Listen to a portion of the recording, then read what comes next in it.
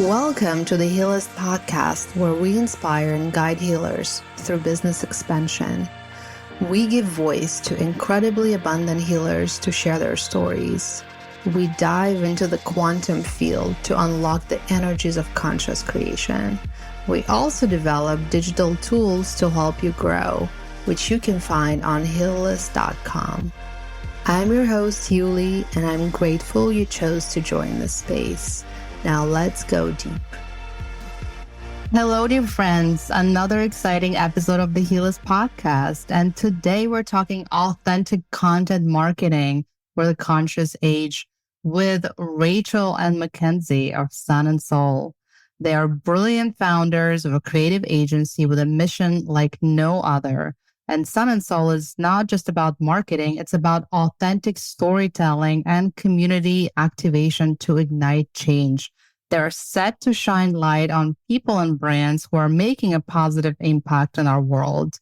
And after a decade of working together, brands like Red Bull, TikTok, Aloe, Rachael and Mackenzie joined forces to share what they know about authentic, effective storytelling with others through their agency. And I'm super excited to have them here with us today to share all of their wisdom.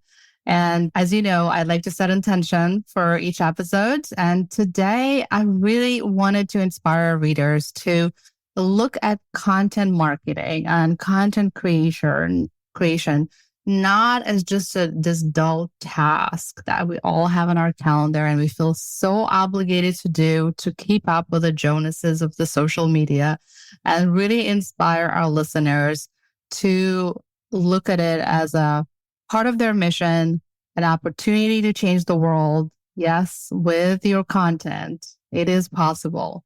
And maybe inspire them about some new ways they can look at that and new strategies they can consider. So Rachael and Mackenzie, welcome to the Healers Podcast. Thank you. Thank you so much for having us. Jinx. Awesome. Rach, you can start with your intention if you'd like. Yeah, I think something that you mentioned is just like making sure that healers have the tools that they need in order to succeed, and also making sure that the intentionality and integrity of storytelling is able to be maintained throughout what they're sharing. So I think that's a really important element in order to not only connect with their communities, but to expand them as well by having that deeper connection. My intention for today's call is really to instill confidence in those listening in and lean into their power, cultivate your community, and really use social as a tool that serves you in a super authentic way. So staying true to yourself, staying true to your brand, and showing up for your community in a super impactful and authentic way. Amazing. Love this strong start. But I'm also hearing the skeptics, right? A lot of people in the space, and I hear it all the time from healers, like, why do we have to do social media, right? We are just here to heal people, share our gift with the world, do our job, be of service. Is it really necessary? What is your message to those people? I think I'm assuming Rach would say the same thing, but we really believe that everything we do, again, like we all have these superpowers within us, and community building is obviously one way we share this through traditional word of mouth or referrals, or, how we go about marketing. And social is just a tool to kind of drive your values and what you provide to the universe in a way that breaks down barriers and borders, and you can reach someone across the world from you and be able to share your superpower with them through this vehicle that is social media. So again, really leaning into what social can provide to you and using it in a way to build community, regardless of location or demographic, or those you might not have ever met someone that is impacted by your work because you're sharing it on social media. I personally have been teaching yoga for 11 years along with other modalities. And I think like one of the biggest things to add to what Mackenzie said is like something we saw during the pandemic, which it was a really hard period of time where we couldn't really be outside networking or have a lot of word of mouth opportunities because we didn't really get the opportunity to connect with one another. And so a lot of people did turn to social media. And I could see where a lot of that skepticism could come from in terms of like, well, social media can be this big, scary place. Like it can be really daunting, the algorithm. There's so many things that we could say. But I think what a lot of people are missing out on is that like their unique value is if that's missing from the platform, then, the platform's not going to get to the place where they want it to be. And those different value adds that practitioners and facilitators can put into the platform won't necessarily reach the people who need to hear it most, who are actively engaging on the platform. So there's communities out there that are in need of the messages that the practitioners have to share, whether that's an intention that they share at the top of a yoga class, or it's something that happened that was like a profound experience within Reiki. Like there's all of these really unique ties that you could bring to the platform that don't have to feel so daunting and that can still stay very true to your heart. Whereas you don't have to constantly feel like you're feeding into an algorithm, but instead the people and communities that you would, arrive at a yoga class, like those same people are going to be on social media. Absolutely. And I couldn't agree more with you. But I think what's hard for most people, and speaking even from my experience, is, deep inside your true unique value, but how do you translate that to the language of our platforms that are still, we're still in this three-dimensional world, even online, right? And there's formats that work better or worse. There's certain kind of like limitations and also other expectations that come with it. Not to mention, looking at some of the popular accounts and being kind of like heavily influenced by that. So there's a lot of kind of, when you try to decide and find your true unique format, I think it's really a lot of people just get like frazzled is, how do I translate my unique gift that is so precious and it's so like sometimes it can be even undefinable, right? It can be like a frequency. And then they transmute. How do you translate that to your Instagram reel? Do you have a process that you use with your clients to like uncover that, right? Because before you package into a format, you need to, I guess, first realize what that is and then package into a format. So talk about your process. I'd love to, if it's okay, just to speak to the kind of like saturated market first. So like, I feel like that is a really easy thing to look at. Like when you look at online, like say you're a Pilates instructor or a yoga instructor and you see like, well, there's a million of me online. And it's like, can be a really intimidating thing to look at. But I think it's the same reason as why you would teach Pilates or why you would teach yoga is that like you have a very unique voice that's different to any other person in the world. And the way that your message hits is going to be so different from someone who, yes, might look like you and might have similar practices that you're teaching, but they don't communicate in the same way that you do. And so I feel like that's like something really important to remember. And it's the same thing that we have to remember when we go in to teach a class. It's like, well, why are people coming to my class? And it's because I make a joke at the top of class, or I have a unique way of connecting and making sure my messages land. And so that's why I teach, and it brings me joy. So I think that's like a note I just wanted to share on that, like kind of feelings towards the oversaturated market, and then translating into social content. I know Mac has a really good answer for that one. Absolutely. Yeah. I think from Sun and Soul, we have what we call phases. And with each, new client we work with, we really take the time to deeply understand the business, the people behind the brand, who are their target audience and what are their goals on social. And I think one of the big things that differentiates us is we prioritize community building. So we try to shift brands and humans to think your service and your product is not the main character, your community is. So how can you storytell around how your product or service shows up in your consumer or your community's life? So everything kind of starts there. We take a super data-driven, research-heavy, intentional research-heavy approach to strategy and break down every single touch point of social media, from our tone of voice how that shows up in copy versus through comments. What are those key content buckets we want to dive into? And then as we're going, we are constantly looking at feedback we're getting from the community. So what we would call insights and analytics on a daily, weekly, monthly basis. And we take those learnings and apply them to our strategy on a rolling basis. So really all of that to say, test and refine, listen to your community. I know we've talked about Instagram Reels or, Instagram carousels or Instagram stories. All of those are great touch points to reach your community. But as mentioned, like some formats may work better for what you're sharing and how your community is receiving that information. So the best way to kind of figure out where your sweet spot is on a rolling basis, right? Because our social media platforms and consumer behaviors change, all the time. But all that to say is test and refine. Some days or some weeks or some months, you might find a Instagram Reels format that works for you. You're having high watch time retention. You have a lot of comments and saves and shares. Your audience is engaged. And then maybe the following week, they're more interested in seeing an Instagram carousel. But I think it all leans back into what you're sharing. And is it coming from an authentic place? Are you telling your story and how you show up for your community? A big thing for us is being editorial in nature. The days of being super advertorial, speaking from a one-way megaphone are gone. New age consumers really want to have conversations and relationships with the brands and practitioners and humans that they follow on social, as well as where they're investing their time and money. So whose newsletters are they signing up for? Whose yoga mats are they purchasing? Whose classes are they signing up for?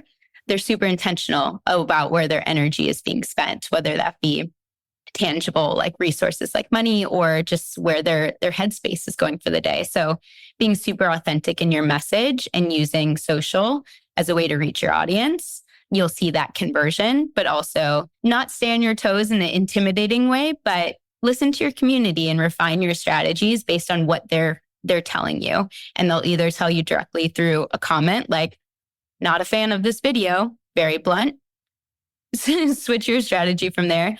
Or maybe your watch time is decreasing or your video views are decreasing. That's also your audience signaling to you that they're looking for something new. Very long-winded way of saying test and refine and have a community-centric approach.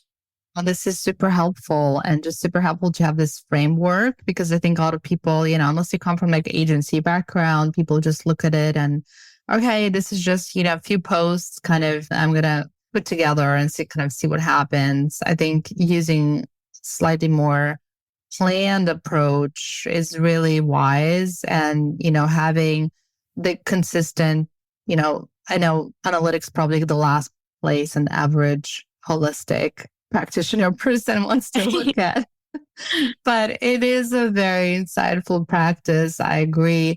Question is, what if you found your voice, right? And you're doing everything right. You're enjoying actually creating some community connections, but you don't really see a huge growth. Like, is it necessary for practitioner to kind of consistently grow or have a certain growth percentage? Or is it okay to reach a certain point and just stay there and maybe grow in other ways? What's your point of view of that? What's the sweet spot? Yeah. Rach and I actually had this conversation last week about one of our clients. They're an amazing nonprofit out of Chicago. And, Rach and I had a conversation okay, we're growing, but we're not growing at a super rapid rate. And we kind of hit pause and took a step back and thought, what were our goals in setting out with this client? And at the top of our relationship with this beautiful nonprofit was to increase brand awareness, increase brand love, and establish a brand on social. So they were kind of not fully online at the time. So we kind of rebooted them. And we looked at those three goals and we said, we're doing that. Just because we're not reaching millions of followers in the first, 6 months doesn't mean we're not putting in the work and setting out or accomplishing the goals that we set out to do. Yeah, Rach, do you have anything to add? Absolutely. I think first it's defining what growth looks like for you is exactly going to be the first step. So It's like what Mackenzie said with our amazing nonprofit client, we established what our 3 kind of goals are in terms of growth. And that's going to look different for every single person. From an analytics perspective, something that we look at are qualified metrics. And a lot of those can be likes, comments, saves, shares, like those traditional metrics that we look at on social. Some people like to look at that follower growth as well. But again, like Mackenzie and I really like to emphasize community at Sun and Soul. So a lot of what we look at is qualitative metrics as well. Like, are people engaged with what you have to say? Are they asking questions? Are you responding? Are you DMing people? Like, a lot of what goes into social media is not necessarily what you're sharing from a megaphone. It's a conversation that you're having on comments. It's someone that you find and Discover page that might be struggling that you're like, wow, actually, I just talked about this topic. I feel like it might be supportive for you if you want to listen. So there's so many different ways that you can show up that don't necessarily convert to metrics, but that still make you feel like you're doing exactly what you need to be doing as a practitioner or as a facilitator and a healer to support the community that you know is going to resonate with your message.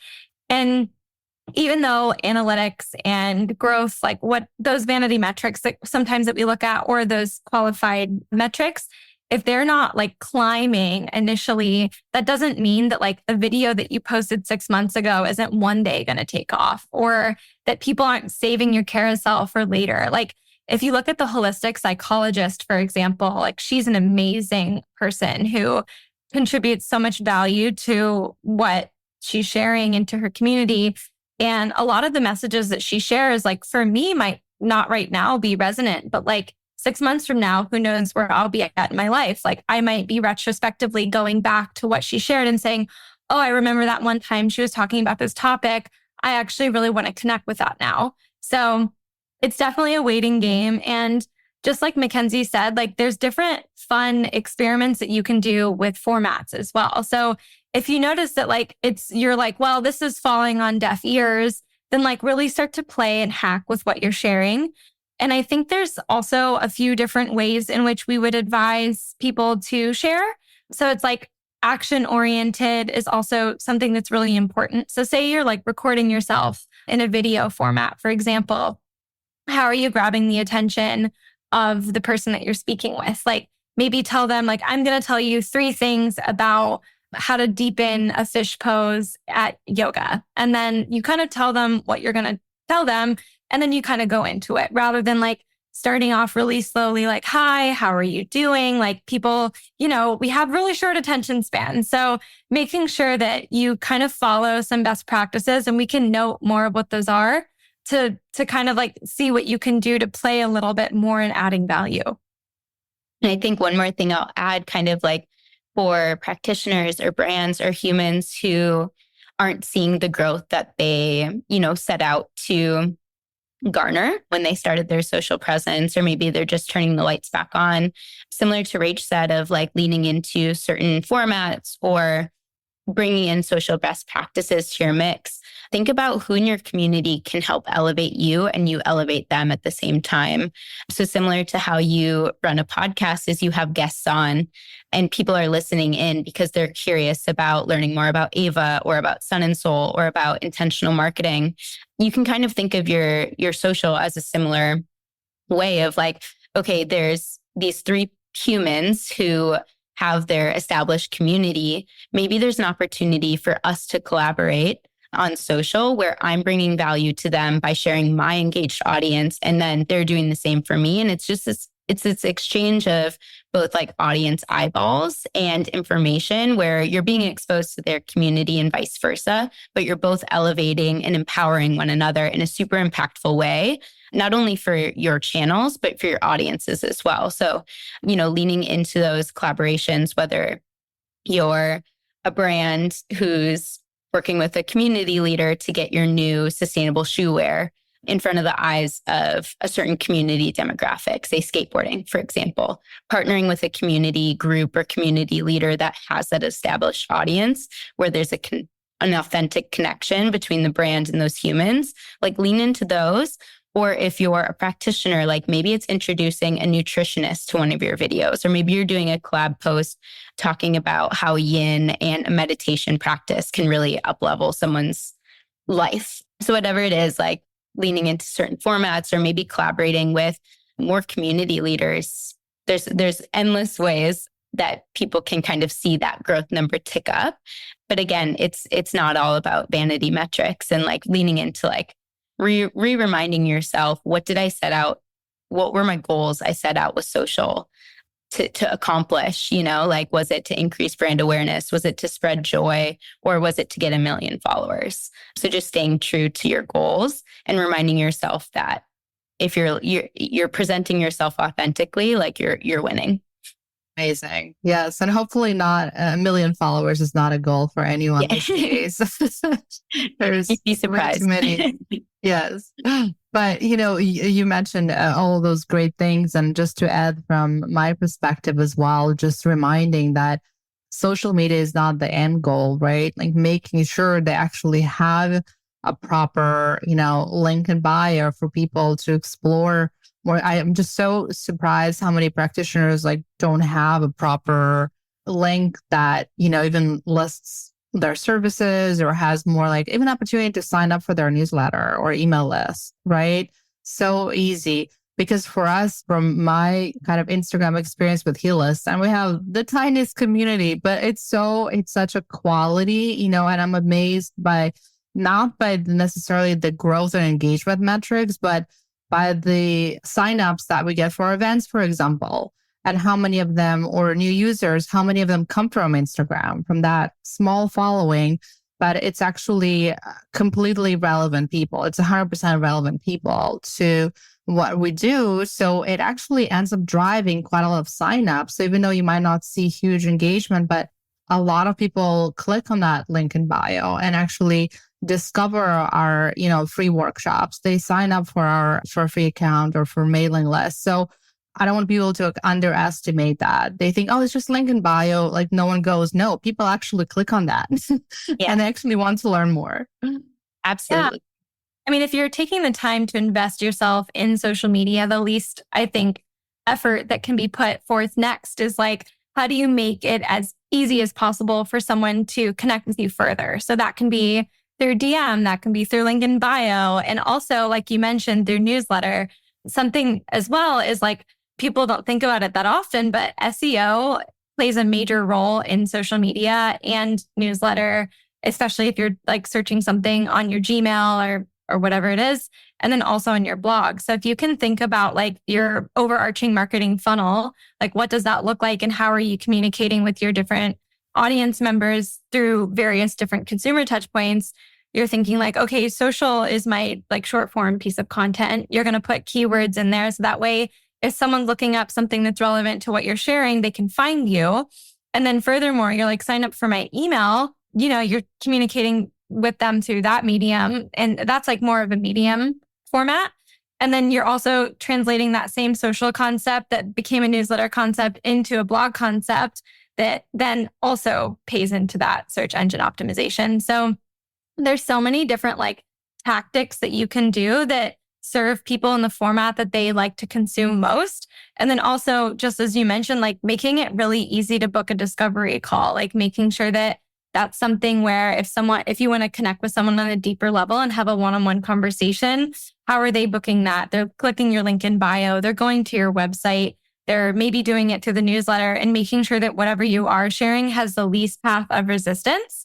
So as few clicks as possible is something really important because again, like we have these really tiny microscopic attention spans and, we make really quick decisions, especially on social media when it's like, oh, I love what I'm seeing here. Like consumerism is huge there, obviously. So if you're thinking about the consumer habits on social, they're very quick and you want to make it extremely easy for someone to make a quick decision about connecting with you. Ideally, it's still intentional, but make it as easy as possible. Absolutely. I mean, this is what we hope like the Healist page is a link in bio or become a link in bio for a lot of our practitioners because it's just easy to go and see, instead of going to your website and starting to read about, your life story, which I'm sure is beautiful, right? But there's also like a valley of like let me just see a snapshot of you, a little bit of bio, all of your credentials and all of your services. Like menu of services, to me, it's so important because people might be ready to book a class or even a private session with you just based on your Instagram message. What if you created that incredible video that really moved somebody and they want to work with you one-on-one? But then they try to find how, and you create all these obstacles of going through, your personal website, and you have to maybe email for an appointment. It just creates like so much friction that you lose your potential client every step of the way. So this was just a plug. This was one of the concepts behind creating a Healist page so people can easily click and just easily book a service.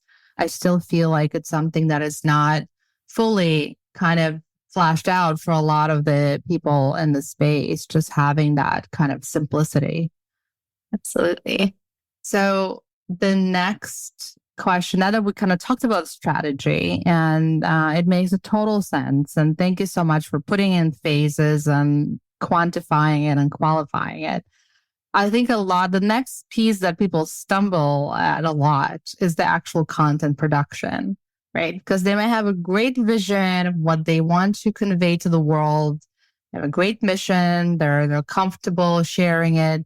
But then when it comes to the actual execution, I think just a lot of things like kind of fall apart, or maybe there's a gap, right, between our imagination and what comes out in reality. How do we bridge that gap? Absolutely. Yeah, I think probably Rachel will laugh because I say this at least one time every client call is create like a creator. I think social media and a lot of tools that have come out allow the barrier to entry for quality content creation to be lowered. So all of us likely have an iPhone or an Android, no judgment if you have an Android, but we can all flip the camera and turn on a video. And if you just have a couple talking points you want to talk through, or maybe you're showcasing your morning routine and how you incorporate lemon water and what times of day, or what your yoga practice looks like first thing when you roll out of bed. Like just record those small moments and then really use text on screen and trending audio or relevant audio, your copywriting or your copy, add context to your caption. Really creating content doesn't have to be as daunting as we think it is. So use yourself, use your family, use your friends, but also there's tools like Canva has made graphic design so much easier. They have so many wonderful templates and fonts and brand colors.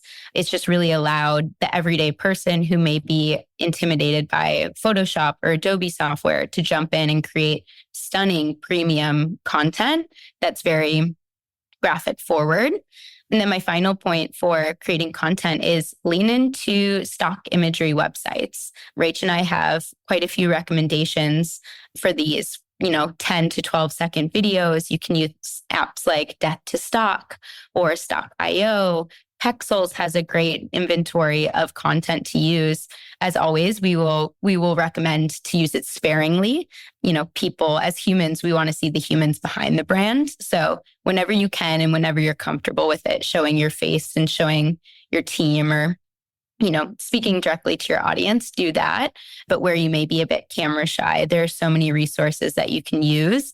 And then my final point is just get inspiration from all over the place. The best way to get ideas or find trending formats or conversations is just by being an active participant. So scroll through TikTok, scroll through Instagram. Rach and I love Pinterest, and we have like a shared Sun and Soul board where we're like, we love this aesthetic or we love this message. So just really like drawing inspiration, whether that's online or when you're walking to yoga class or you're at the park with your kiddos, whatever it is, like inspiration's everywhere. Just once you start noticing it, the ideas will never stop coming. Yeah, actually, to add to that as well, I think one important factor is finding the format that works best for you. I know we spoke a lot about Reels and TikToks and carousels. And for those that are a little hesitant to get on camera, I think one of the really big things that happened at the very start of TikTok, and especially during the pandemic, was the pointing videos or the dancing videos. And I think for someone who might be a healer or a practitioner or a facilitator, it can be very deterring to kind of put you off and seeing those videos and being like, I don't want any part of it. And you don't have to. There's people who do really cool, like slow yoga sequencing and share life advice. There's those that speak directly to the camera. And there's those that are like going to walk with their dog and are like, oh yeah, by the way, I thought of this thing that I felt like could help everyone. And I just wanted to share. Like, it doesn't have to be dancing or pointing. It can be very like you, and it can feel like you. And there's so many unique and fun ways to do that with a video with voiceover. If you're not comfortable in front of the camera, it can be an audio recording over like a really cool visual. If you teach meditation, like you can find, just like Mackenzie said, like so many interesting areas to find what's going to be creative and fulfilling to you. And like also making sure that whatever you are creating like feels good to create. So does that mean that you need to meditate before creating? Does it mean before you write a blog post, maybe you want to have a glass of wine? Like, what can you do to make the experience as enjoyable as possible for yourself? That way, when you are like wanting to consistently show up for the community online, that you're enjoying the formats that you're creating.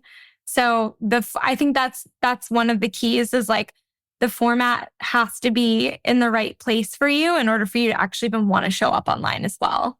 Yeah. And one final thought on that. I know we speak a lot about community. Lean into your community for content creation as well.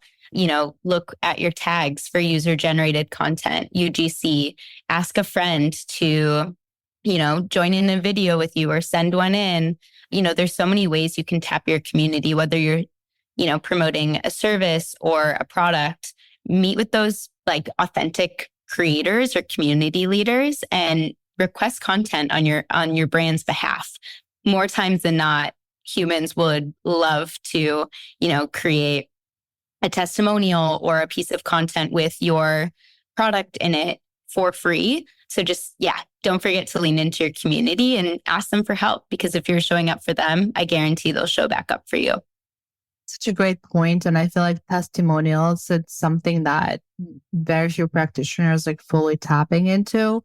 And if they do, it's like in a more of a relaxed way. It's maybe a quote or something they post on their website, but they kind of shy away on social because I think a lot of people, I mean, in my opinion, one of the reasons could be that a lot of people still feel like it's a self-promotional, and a lot of people that grew up in certain cultures, not to mention myself, like we still feel like it's inappropriate to showcase our own value or our own successes. Or so what do you have to say to people that, you know, have this block? Like, and some people just do it so naturally. And I mean, to me, it's just so inspiring. People can just kind of talk about their successes and not to have any blocks around it and any like feelings of shame or inappropriateness. And I know it's all cultural, right? But it still sits there. So, and I think a lot of practitioners, they have that naturally by being empaths and givers. Yeah. I'll start off and then I'll pass to Rach. It's very relatable. Like there are times Rach and I do not want to share about something amazing going on in our lives, or we feel that sense of like awkwardness of like, I don't really feel like being perceived today. So all that to say, it's super relatable. And I don't know who has a superpower to just like go out and share all about themselves all the time, but we go through the same things as well. But the way we frame it is we have this gift that we feel we need to share with the world. And the only way to find the people who need us is to be a bit self-promotional in a super authentic way. But Rachel, I'll hand it over to you to share your thoughts. Absolutely. Well, I think, Yuli, something you said a little while ago is like, when someone looks at your website, they're looking for your credentials. So if you're sharing a gift, just like Max said, with the world, like people want to know that you're like able to share it and that you're like, that you have the credentials to share it. They're also looking for testimonials. So like, oh, well, I'm kind of like say it was Reiki, like, oh, I've never experienced Reiki or any kind of energetic healing before. I'm really nervous. Is this person qualified? Have other people said really kind things about them? Have they had profound experiences? Have they had negative experiences? And you shouldn't have to look in too many places to have to find that information. And oftentimes, just like you said, you do, like, it's a bit scattered where you have to look at a Google review, then you're looking at Yelp, then a website, then social, then all these places. But imagine if you could have the information all in one place, like social. So it's like, hey, here was a really lovely testimonial someone shared. I just wanted to share it with the community, just in case you're someone who has been looking and open to explore Reiki. And you needed, like, this is your invitation. Like, this was their experience that they felt comfortable with me sharing. So it doesn't have to be like, oh, look at me. It can be like, oh my goodness, I'm so grateful for this testimony. And I felt like these words are things that I've heard amongst many, is where I'm struggling with this. And then this practice healed me in this way. How amazing. Would love to invite more into this world to participate in this healing with me. So it can be more of like an exchange and a conversation than it is a look at me. And it's just about positioning. And we learn that in PR so much as well. It's like everything is about how you position it. And if you don't want to be boastful, you don't have to be boastful. You can just be like, this thing is happening, or this is a testimonial that I received, or, oh, I just got my PhD. This has been such a profound journey. And here's the ways in which I, like, say you just got your PhD and you're really proud of yourself for it. You don't have to just say, woohoo, I got my PhD. You can say, wow, like, I got my PhD. Here are some of the practices that got me through. And you can share value in that. So that way it's not just a look at me opportunity. It's a, oh my gosh, this is huge in my life, monumental, like, big milestone. Here are some of the things that I learned along the way. So that way you're kind of doing both. So there's all the positioning that you can take into that. This is such a great point and such a great example. Thank you, Rachael, because I think, yeah, you put at ease many of our listeners with self-promotion.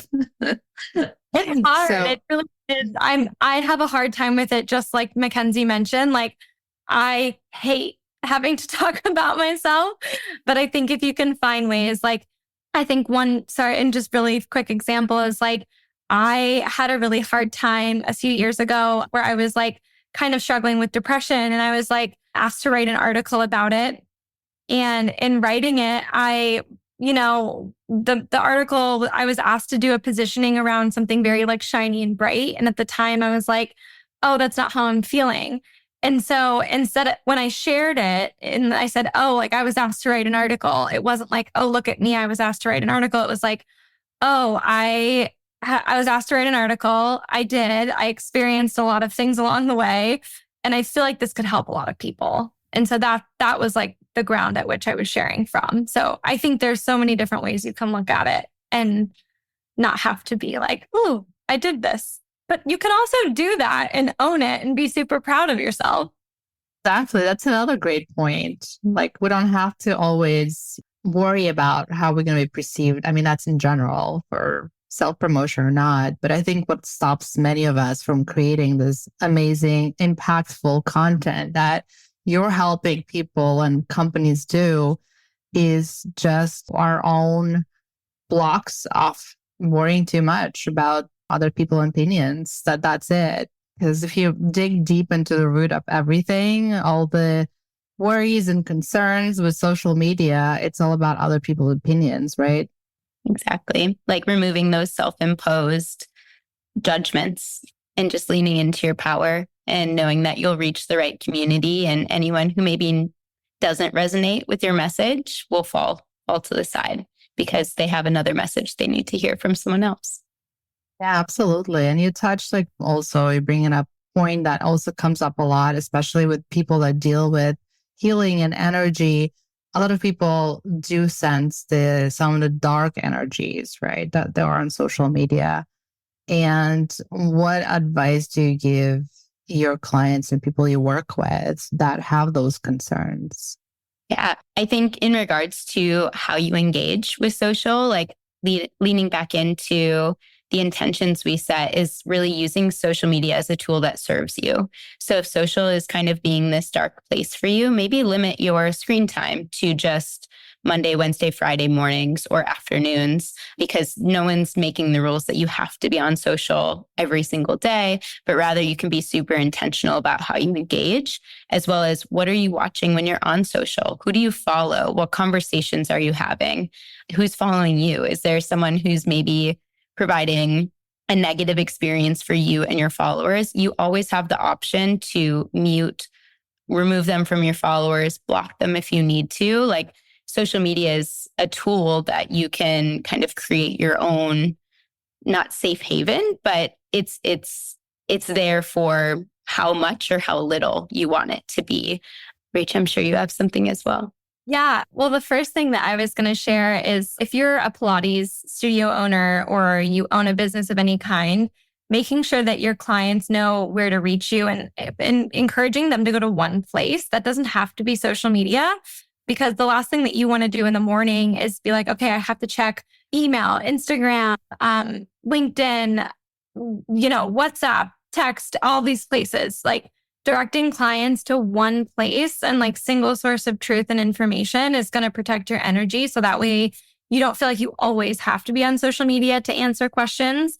And then also from an energetic perspective, something that I was taught in a yin training is when you go into a room, obviously like you're compressing connective tissues and a lot of people are having a lot of emotions in class and instructors need to protect themselves. And something that I found really beneficial was envisioning yourself walking into like a plastic or any kind of material bubble and zipping yourself up before you go into the room, kind of like Bubble Boy. And then when you're in the room, you are your own vessel. You are protected by your bubble. You are there to support everyone in the room, but you're not necessarily having to take on what they're feeling.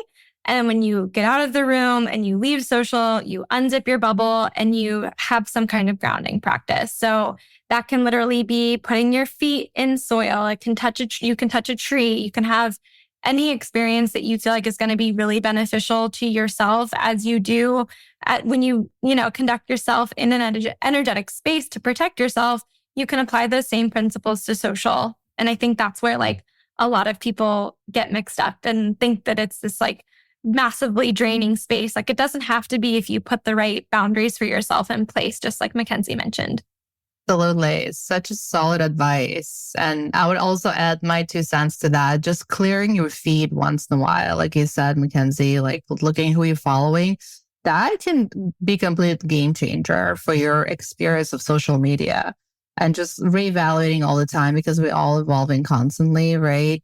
Things that resonated months ago might completely, turn you off today. So just don't be afraid to kind of do this revisiting of what kind of information I'm exposing myself to on an ongoing basis. Such a healthy exercise. But ladies, our time is almost up and I feel like we could talk forever. And I just wanted to ask for last words of wisdom, and hopefully we can end on a high note, not talking about the dark energies of social. Anything to uplift and inspire our listeners? There's 2 things. And one thing I don't think we mentioned is consistency is like massive. In the same way that, your clients expect to see you on certain days, people on social really want to hear from you and they're excited to learn more about what you have to say and share, and showing up for them is the goal ultimately, in serving your community and making sure they feel seen, heard, and supported. And then making sure that social is working for you instead of you working for social. So I know those 2 statements kind of counteract each other because we're talking about consistency, but then we're also talking about making sure that the platform is working for you. And I know there are these algorithm demands, but it's yours to do whatever you want with. It's your empty canvas that you get to paint. Like, you get to have as much fun as you want to with the platform, and making sure that whatever practices that you're putting in place in order to ensure that you can show up consistently are something that feel like they are serving you and are serving others. So it doesn't have to be this massive energy suck. It can be something that's really enjoyable, that you can set up a really comfortable space for you to feel creative in. The dry spells and the kind of creative ruts will come, but you'll push through them eventually, and you can dip in and out whenever you need to, but trying to maintain some consistency and then making sure that the platform works for you is going to be really beneficial. Yeah. First thing that comes top of mind for me is treating social like you would a dinner party. Make sure that your guests are happy and healthy and entertained, being told impactful stories, being connected with community members at your dinner party that have similar values and interests. How are you speaking to people? Is it from a one-way megaphone, only talking about yourself, or are you fostering genuine, impactful conversation? So really kind of just reframing what social is for you and making it fun, like you would a dinner party. Show up as yourself, be a human, have fun, show the highs, show the lows if you're comfortable with it, and just be open and honest and open to the process. Because like we said, kind of through all of this, is social is a tool and a vehicle to bring you to your audience, to bring you to build and foster genuine communities and tell your story and listen to others' stories as well. Mackenzie, Rachael, such a solid advice. You guys are so full of wisdom and such a treat to have you on this podcast, because I think this is an episode that a lot of our listeners need to hear and will be listening to many times, hopefully, because it's really, really solid and again, very inspiring. So thank you so much for sharing your wisdom, and please come back anytime. Thank you. Thank you for having us. You're the best.